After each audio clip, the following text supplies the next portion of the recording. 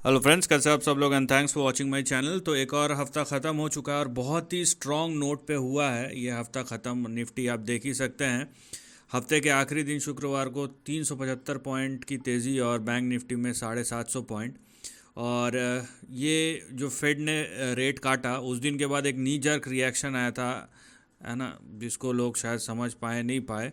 यहाँ पे आप देख सकते हैं थर्सडे को, ठीक है, एक वेडनेसडे के बाद ऊपर गया तो थर्सडे को सीधा एक नी जर्क रिएक्शन आया। लेकिन उसके बाद जो रिकवरी आया वो बहुत ही अच्छा था और बाज़ार को इसने नए आयाम में यहाँ पे या पूरा एक नए मोमेंटम के साथ एक नए रेंज में फेंक दिया उठा के, और जो कि ऊपर की तरफ था। आप रोज़ ही देख रहे होंगे कि निफ्टी इतना ऊपर चले गया, सेंसेक्स उतना ऊपर चले गया। तो यही सब हो रहा है, लेकिन जाहिर सी बात है कि उसका जो आ, आप बोल सकते हैं सप्लाई है, वो जो तेज़ी है पूरे बाज़ार में होना चाहिए, क्योंकि सबसे ऑब्वियसली पूरा मार्केट परफॉर्म कर रहा है। लेकिन कहीं ना कहीं जो प्राइम हाईलाइट है वो फेड के कट के बाद वो मेन लाइन जो इंडेक्स है निफ्टी या बैंक निफ्टी उसमें चले गया है। ये फिर से निफ्टी मिड कैप, आपने कुछ दिन पहले देखा होगा कि Nifty mid cap small cap या जो स्मॉल कैप और मिड कैप इंडेक्स है उसमें पिटाई हुई, जबकि निफ्टी और बैंक निफ्टी फॉर्म थे जो मेन लाइन इंडेक्स थे। तो कहीं ना कहीं जो मेगा कैप्स हैं, बड़े बड़े शेयर्स हैं, वो लीड कर रहे हैं रैली को। और ये जब तक ट्रिकल डाउन नहीं होगा तब तक एक ब्रॉड रैली फिर से खड़ा होगा। जब तक नहीं होता तब तक ये आपको मेन लाइन ही दिखाई देंगे।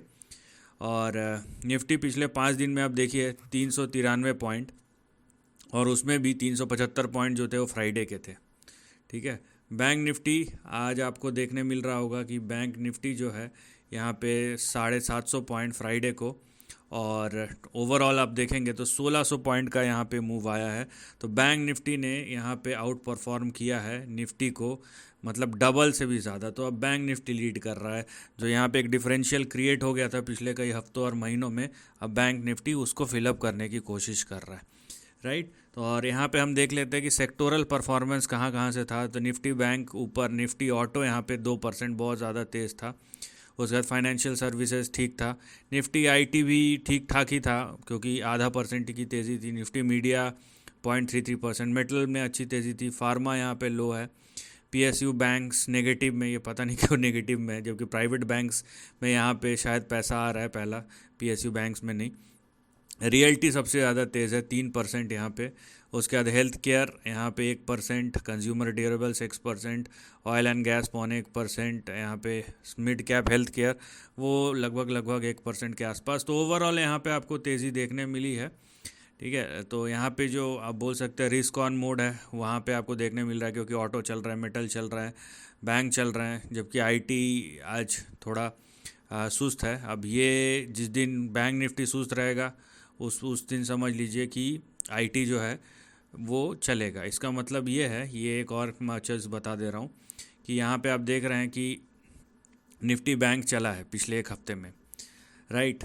तो निफ्टी बैंक एक इंडिविजुअल इंडेक्स है, जबकि निफ्टी में तो आईटी भी है, बैंक भी है, फाइनेंशियल भी है, कंज्यूमर ड्यूरेबल्स भी है, हेल्थ केयर, सब कुछ है।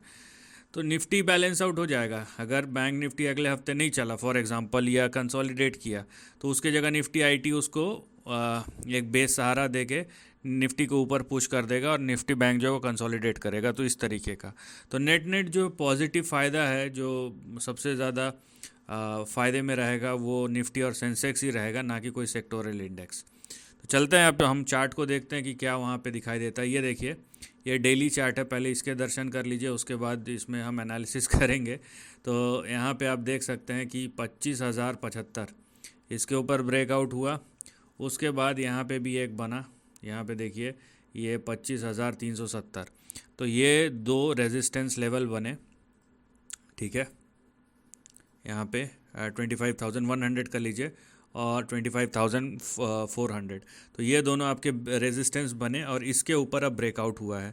अब हम चलेंगे नियर टर्म ट्रेंड में, क्योंकि हमें जो देखना है वो देखना है अगले एक हफ्ते के लिए। लेकिन आप इन दोनों लेवल्स को ध्यान रखिए, क्योंकि ये नियर टर्म और इंटरमीडिएट लेवल दोनों में फ़ायदा होगा। अगर अचानक से कोई वोलेटिलिटी आती है तो आपको ध्यान रहना चाहिए कि अगर निफ्टी जो है 25,000 और ख़ासकर 25,400 के ऊपर है तो यहाँ पे अप ट्रेंड जो है इंटैक्ट है। अब हम चलेंगे नियर टर्म ट्रेंड में और यहाँ पे देखेंगे कि क्या प्राइस एक्शन हो रहा है, ताकि समझ में आए यहाँ पे जो ट्रेंड है और उसका परफॉर्मेंस जो है। तो इसको मैं मिटा देता हूँ, राइट। तो ये देखिए आप, ठीक है। तो अब आपको निफ्टी का परफॉर्मेंस यहाँ पे दिखेगा। तो यहाँ पे हम अगर ये देखिए, एक शार्प फॉल आया था, यहाँ पे आपको देखने मिल रहा होगा, ये शार्प फॉल आया था। अब निफ्टी जो है आगे बढ़ रहा है। तो आगे क्या, उसके लिए अगर हम इमीडिएट बेसिस पे लेवल को या रेंज को देखें तो इस तरीके का एक पैटर्न यहाँ पे निकल के आ रहा है। तो अब हम स्पेसिफिकली अगले हफ्ते के लिए ही बात कर रहे हैं, ना उससे ऊपर ना उससे नीचे, इसीलिए आप अब इस लेवल पे फोकस कीजिए। सो ऑन इमीडिएट बेसिस 25,337, 25,337 ये आपका सपोर्ट और स्टॉप लॉस हो जाएगा, इसके नीचे आपको नहीं जाना है। वहीं वहीं अगर आप निफ्टी को देखेंगे, ये कहाँ की तैयारी कर रहा है, ये कर रहा है 27,700 से लेके 28,500 की तैयारी। तो ये एक अच्छा यहाँ पे और एक स्विंग आपके सामने जनरेट हो सकता है। इसको हम 27,700 नहीं लेके 27,600 से 28,500 के बीच में। तो यहाँ पे और एक स्विंग यहाँ पे आपको जनरेट हो सकता है निफ्टी में। और निफ्टी के पास सपोर्ट भी है, देखिए अगर एक इंडेक्स एक दिन नहीं चलता तो दूसरा इंडेक्स चल जाता है उसको कवर करने के लिए, क्योंकि पैसा रोटेट हो रहा है। लेकिन निफ्टी को उससे फ़ायदा है, लेकिन सेक्टोरल इंडेक्स कहीं ना कहीं कंसोलिडेशन में चले जाते हैं। इसीलिए आज देखिए चला तो बैंक निफ्टी है, लेकिन उसका फ़ायदा कहीं ना कहीं निफ्टी को भी मिला ही है, राइट। तो यही बात है। अब चलते हैं निफ्टी बैंक के तरफ और वहाँ पे देखते हैं कि क्या हो रहा है। पहले हम चलेंगे और देखेंगे डेली चार्ट को। तो यहाँ पे आप देखिए कि ये जो फ्राइडे का मूव था, इसने पूरा बाजी बदल दिया, क्योंकि यहाँ पे इस फ्राइडे के मूव से यहाँ पे फ्रेश प्राइस ब्रेकआउट हुआ है, राइट। यहाँ पे आप देख रहे हैं कि 53,477, 53,477 ये जो लेवल है, या 53,500, इसको थोड़ा सा एडजस्ट करना पड़ेगा, राइट। इसको थोड़ा सा हम एडजस्ट करेंगे। ये देखिए ये है, हाँ। तो 53,400 जो है, 53,400 ये रेजिस्टेंस था। अब इसको निफ्टी बैंक ने क्रॉस कर दिया है, राइट। तो टेक्निकली यहाँ पे एक रेंज आपको ऐसे भी दिखाई देगा। वो रेंज कौन सा मैं आपको बता देता हूँ। ये देखिए आप, ठीक है। यहाँ पे एक पूरी तरीके से रेंज बना हुआ है और निफ्टी जो है इस रेंज के अंदर ही ट्रेड कर रहा है, बैंक निफ्टी बैंक, सॉरी।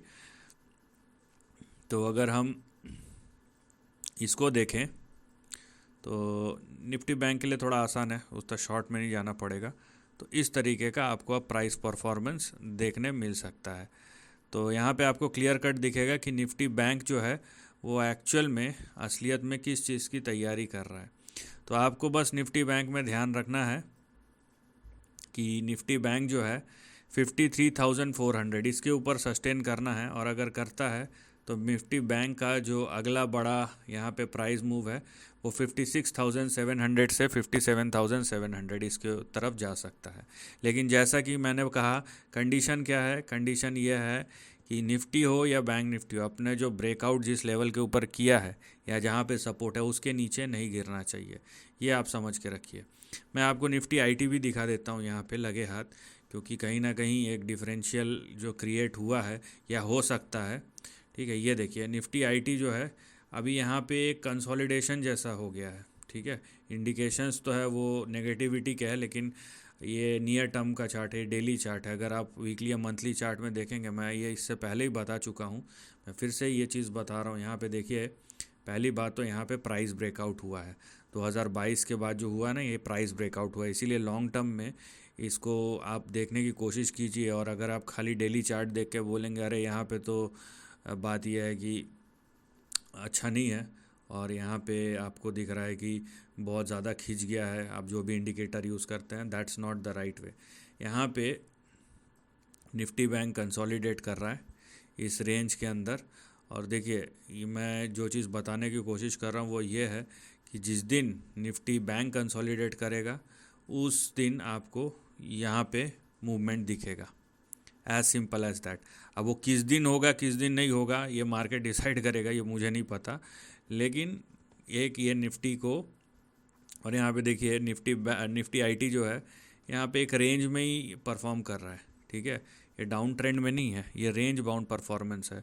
तो ये और मज़े की बात यह है कि निफ्टी आईटी जो है वो अपने सपोर्ट पे है, 42,000 और 41,800 ये सपोर्ट है।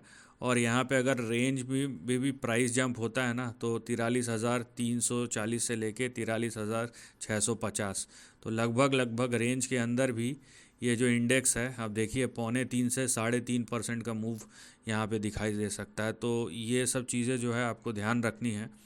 इसीलिए नो डाउट बैंक निफ्टी ने एक नया मूव दिया है, लेकिन निफ्टी को हर तरफ से सपोर्ट है। तो market is at all time high, और जिस तरीके के प्राइस परफॉर्मेंस और जिस तरीके का क्लोजिंग दिखाया है वो मार्केट के मूव को और ज़्यादा प्रखर और ज़्यादा शक्तिशाली बनाता है, मैं बोल सकता हूँ। बाकी देखते हैं क्या होता है, अगर कोई वोलेटिलिटी हिट करता है या नहीं करता है। लेकिन जो रेट कट हुआ है उससे जाहिर सी बात है ये आपको फर्दर अप मूव, और ख़ासकर निफ्टी जो यूएस का आईटी मार्केट है या नैस्डैक जो है उसमें आपको बड़ी तेज़ी देखने मिलेगी, और उसका कहीं ना कहीं एक रिपल इम्पैक्ट निफ्टी आईटी में भी या आईटी के स्टॉक्स में भी दिखाई दे सकता है। अब दैट विल डिपेंड। अभी तो निफ्टी आईटी रेंज बाउंड है तो हम रेंज की बात करेंगे, और मैंने ये कंपैरेटिवली दिखाया क्योंकि एक पेयर ट्रेड चलता है। निफ्टी आईटी नहीं चलता तो निफ्टी बैंक चलता है, निफ्टी बैंक नहीं चलता तो निफ्टी आईटी चलता है। So this is the end of the video, thanks for watching.